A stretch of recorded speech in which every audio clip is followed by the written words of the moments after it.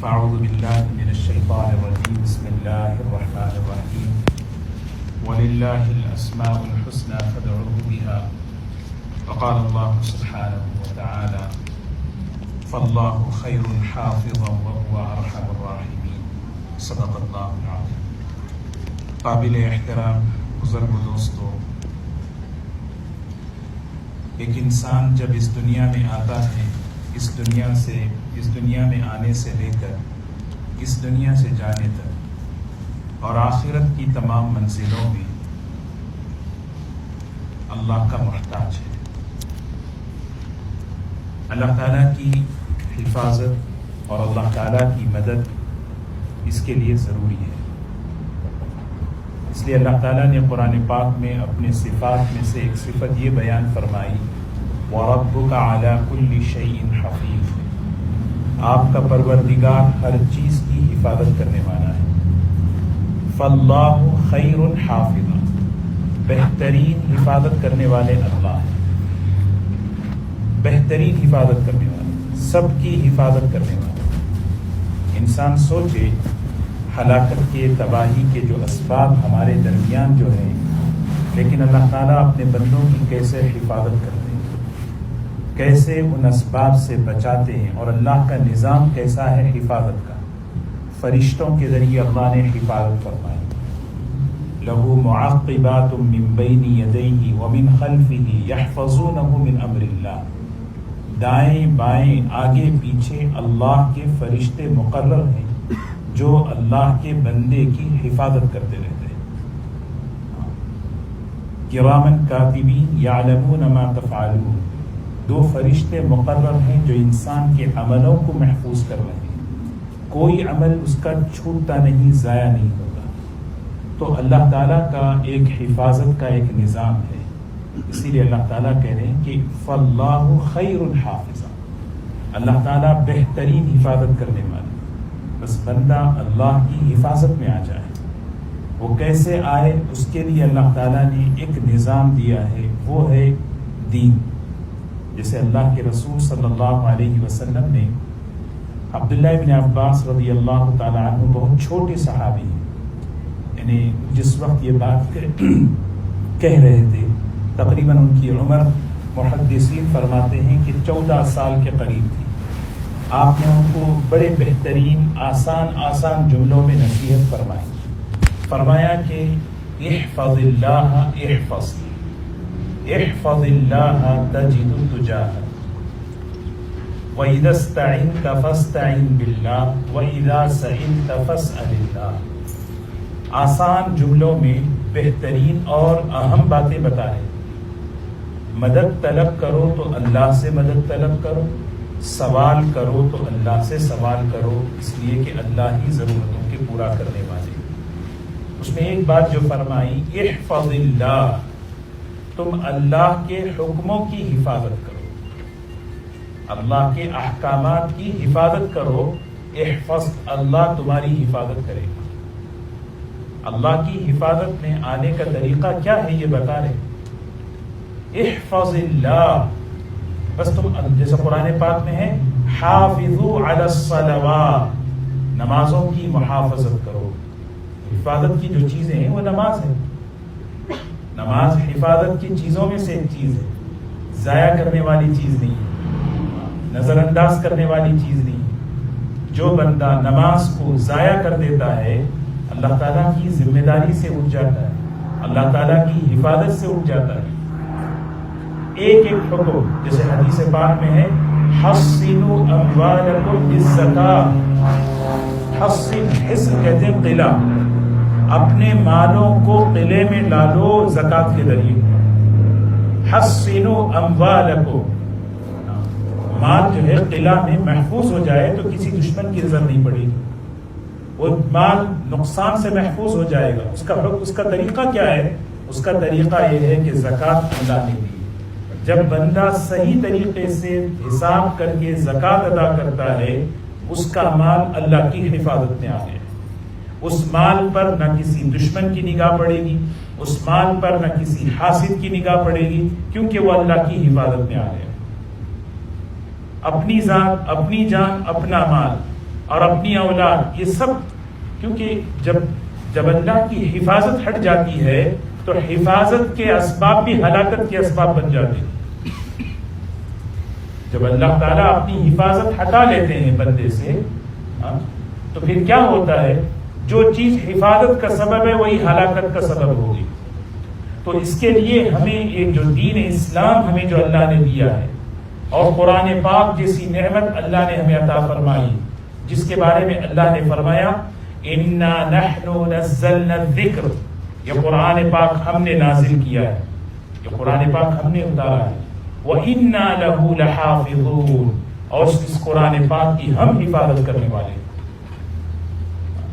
اس قرآن پاک کے الفاظ کی، اس کے ترجمے کی، اس کے مفہوم کی، اس کے عمل کی حفاظت اللہ نے ذمہ داری دی ہے۔ جو اپنی زندگی کو اس پہ لائے گا، بہترین حدیث ہے، اللہ کے رسول صلی اللہ علیہ وسلم فرماتے ہیں الحصون ثلاثۃ، حصون حصن کی جمع ہے، عربی میں حصن کہتے ہیں قلعہ، قلعے تین ہیں جس میں آدمی اپنی حفاظت کر لے، المسجد وذکر اللہ وتلاوت القرآن، ایک اللہ کا گھر ہے، ایک اللہ کا گھر ہے، جب آدمی اپنا تعلق اللہ کے گھر سے جوڑ لے اس کے ایمان کی حفاظت ہو جاتی ہے، اس لیے کہ یہ مسجد ایمان کا گھر، ہدایت کا گھر۔ اللہ کے رسول صلی اللہ علیہ وسلم نے فرمایا جب تم کسی کو مسجد میں آتا جاتا دیکھو اس کے مومن ہونے کی گواہی دے دو۔ اور پھر آپ نے دلیل کے طور پر آیت پڑھی قرآن پاک کی انما یعمر مساجد اللہ من آمن باللہ والیوم الآخر واقام الصلاة وآت الزکاة ولم یخش الا اللہ، مسجد کو آباد وہی کرتا ہے جس کا ایمان اللہ پر ہے اور آخرت پر ہے، جو نماز قائم کرتا ہے اور زکوٰۃ ادا کرتا ہے اور سوائے اللہ کی کسی سے نہیں ڈرتا۔ فعسى اولئک ان یکونوا من المہتدین، یہ ان قریب اللہ اسے ہدایت دیں گے۔ مسجد ہدایت کا در، ایمان کا گھر، تو اس میں جتنا ہمارا تعلق مسجد سے ہوگا، نماز سے ہوگا، اتنا اللہ ہمارے ایمان کی حفاظت کرے گی۔ دوسری چیز اللہ کا ذکر ہے، ذکر جسے قرآن پاک میں فرمایا ان الذین اتقوا اذا مسهم طائف من الشیطان تذکروا، شیطان جو ہے نا انسان کو جو ہے نا ورغلاتا ہے، وسوسے پیدا کرتا ہے، بہکاتا ہے، ادھر ادھر کی راہیں دکھاتا ہے، لیکن اللہ تبارک و تعالیٰ فرمائے تذکروا، بس مجھے یاد کرو، یاد، میری یاد کی ایسی برکت ہے کہ حدیث میں آتا ہے ان الشیطان یجری مجری الدم، شیطان انسان کے رگوں میں ایسے دوڑتا ہے جیسے خون دوڑتا ہے، ہاں، اور وہاں سے وسوسے، برے خیالات، جب تم اللہ کو یاد کرتے ہو وہ اپنے آپ کو پیچھے ہٹا لیتا ہے۔ بتا رہے ہیں کہ قرآن یعنی ذکر اللہ کی حفاظت کا ذریعہ، اور پھر آخری چیز کہ قرآن پاک، کہ جب ہماری زندگیاں اللہ کے کلام کے مطابق ہوں گی اللہ تبارک و تعالیٰ کی حفاظت میں آ جائیں گے۔ اسی لیے فرمایا احفظ اللہ، تم اللہ کے حکموں کی حفاظت کر لو، نمازوں کی، زکوٰۃ کی، روزوں کی، فرائض کی، میری زندگی، میں میرے اس دین کی حفاظت کروں، بقیہ کیا ہوگا؟ احفظ، اللہ تمہاری حفاظت کرے گی، اپنی قدرت سے کرے گی۔ اللہ کی قدرت کیسی ہے حفاظت میں؟ مکڑی کے جالے سے اللہ نے نبی کریم صلی اللہ علیہ وسلم کی حفاظت فرمائی غار ثور میں۔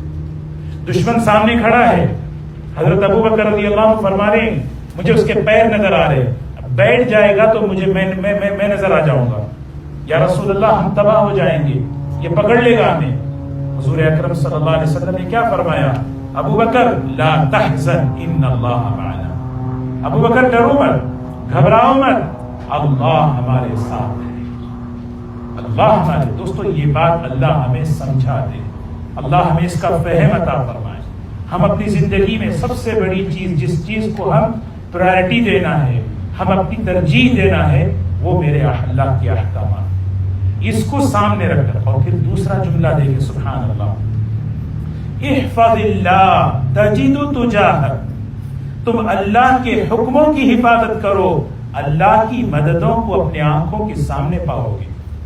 بخاری شریف کی روایت ہے، چھوٹے بچے کو آپ جو ہے نا کتنی قیمتی باتیں فرما رہے ہیں اور ہم تک یہ بات پہنچائے۔ احفظ اللہ تجد تجاہک، تم اللہ کے احکامات پر اپنے آپ کو ڈالو، اللہ کی مددوں کو پاؤ گے۔ زندگی کے ہر مرحلے میں انسان جو ہے نا بے بس ہے، بے کس ہے۔ ایک چھوٹی چیز انسان کو جو ہے ہلا کے رکھ دیتی ہے، ایک چھوٹی چیز انسان بے بس ہو جاتا ہے۔ دنیا ہی کی زندگی نہیں ہے، آخرت کی زندگی دوستو۔ آخرت کی کیسی زندگی ہے سوچیں، اللہ، موت کی کیسی خطرناک گھاٹی ہے، قبر کی کیسی زندگی ہے، حشر کے میدان کی کیسی زندگی ہے، سوال و جواب کا معاملہ ہے۔ دنیا کی مختصر سی زندگی میں اللہ کا بندہ اللہ کے حکموں کی حفاظت کر لے، پابندی کر لے، وہ ہر مرحلے میں اللہ کی مددوں کو سامنے پائے گا، اللہ کی حفاظت کو پائے گا۔ موت کے وقت آج ہمیں موت یاد نہیں ہے، آج ہمیں موت یاد نہیں ہے۔ جنازے میں ہوتے ہیں تو سامنے والے کی موت، سامنے والے کا تذکرہ اپنے، اس بات میں بھی جمعہ کا دن ہے، جمعہ کا دن، جمعہ کے اعمال، جمعہ کا دن اور جمعہ کے اعمال ہمیں یاد دلاتے ہیں ایک آنے والے دن کے۔ وہ کون سا دن ہے؟ جو ہم میں سے ہر ایک کو وہ دن آنے والا ہے۔ وہ دن ہماری آخرت کا دن ہے، موت کا دن ہے۔ ہر ہفتہ ریمائنڈ ہوتا ہے، غسل کرتے ہیں، ہم نے سب نے غسل کیا، کپڑے بدلے، خوشبو لگائی، مسجد میں آئے اور نماز پڑھ کے ہم گھر جائیں گے، اپنے کاموں میں جائیں گے۔ یہ 5 کام ہم میں سے ہر ایک کرتے ہیں، یہ یاد دلایا جا رہا ہے۔ آج ہم نے غسل کیا، زندگی میں ایک دن ایسا آنے والا ہے ہم غسل نہیں کریں گے، ہمیں غسل دیا جائے گا، ہمیں غسل دیا جائے گا۔ آج ہم نے خود کپڑے بدلے، ایک زندگی میں ایک دن ایسا آئے گا کوئی نہیں بچے گا، اس کے کپڑے بدلائے جائیں گے، وہ بدلے گا نہیں، بدل نہیں سکتا، پڑا ہے۔ ایک دن زندگی میں ایسا آئے گا، آج ہم نے خوشبو لگائی ہے، ایک دن ایسا آئے گا کہ لوگ خوشبو لگائیں گے اس کے کفن پر۔ آج ہم آئے ہیں الحمدللہ اللہ کے گھر، لیکن ایک دن زندگی میں ایسا آنے والا ہے لوگ جنازہ لے کر مسجد میں آئیں گے میرا۔ آج تو میں گھر جا رہا ہوں، میری واپسی گھر، لیکن وہ دن آئے گا کہ میں مسجد سے گھر نہیں جاؤں گا، مسجد سے میرا ٹھکانہ کہیں اور ہوگا۔ یہ جمعہ اور جمعہ کے اعمال یہ یاد دلا رہے ہیں، بھئی یاد کرو، غفلت، اقترب للناس حسابهم وهم فی غفلۃ معرضون، وہ وقت ہم سب کے قریب آ چکا ہے۔ آدمی بیماری سے ڈرتا ہے، بیماری سے کبھی مرا نہیں، نہ مر سکتا ہے، بلکہ موت بیماری لاتی ہے۔ بیماری موت نہیں لاتی، بلکہ موت جب انسان کا وقت طے ہو جاتا ہے پھر کوئی نہ کوئی چیز سبب بن جاتا ہے، پھر وہ اللہ کے دربار میں چلا جاتا ہے۔ وہ اللہ کے دربار میں جانا، وہ یاد ہو کیسے؟ میں اگر دنیا کی زندگی میں اللہ کے حکموں کی حفاظت کرتا رہوں، قرآن پر میری زندگی ہے، مسجد سے تعلق ہے، اللہ کے بندوں کے حقوق کی حفاظت کر رہا ہوں، ضائع نہیں کر رہا ہوں، وہ دن تو سب سے زندگی کا بہترین دن ہے، سب سے شاندار دن ہے۔ اس دن کا کیسا اعزاز، اس دن کا کیسا استقبال، قرآن پاک میں اللہ فرما رہے ہیں، ان الذین قالوا ربنا اللہ ثم استقاموا تتنزل علیہم الملائکۃ الا تخافوا ولا تحزنوا وابشروا بالجنہ التی کنتم توعدون۔ دوستو، موت گھبرانے کی چیز نہیں، موت ڈرنے کی چیز نہیں ہے، بس زندگی جب راستے سے ہٹتی ہے بندہ گھبراتا ہے۔ ما لنا نکرہ الموت، کیا ہو گیا موت سے گھبرا رہے ہو؟ کیا ہو گیا موت سے ڈر کیوں رہے ہو؟ کہا کہ عمرنا دنیانا وخربنا آخرتنا، ایک آدمی دنیا کو آباد کر لیتا ہے اور آخرت کو آباد نہیں کرتا، آخرت ویران رہتی ہے تو دل گھبراتا ہے ویرانی کی جگہ جانے سے۔ جب یہاں کی زندگی میں ہم آخرت کو آباد کرتے ہیں، میں اپنے عمل سے، اپنے اخلاق سے، اپنے دین سے، پھر آدمی آبادی کی طرف جانے اس کا دل لگتا ہے۔ یہ دنیا ویران لگتی ہے، قدمونی قدمونی، وہ کہتا ہے جلدی لے چلو، کہاں مجھے جاگنا ہے، یہ غفلت ہے۔ سب سے بہترین دن، حضور اکرم صلی اللہ علیہ وسلم نے فرمایا، ایک ایمان والے کا سب سے بہترین دن جس دن اس کی موت کا وقت آئے گا وہ اس کا عید کا دن ہوگا۔ اسی لیے جو ہے نا بڑی عجیب بات ہمارے ایک بزرگ ہیں بڑے فرماتے ہیں، یاد رکھنے کی بات ہے، یہ بات پہلے بھی میں اس کا جو ہے ذکر کر چکا ہوں، کہتے ہیں زندگی ایسے گزارو جیسے رمضان، زندگی ایسے گزارو جیسے رمضان، موت آئے گی جیسے عید کا چاند۔ موت کیسے آئے گی؟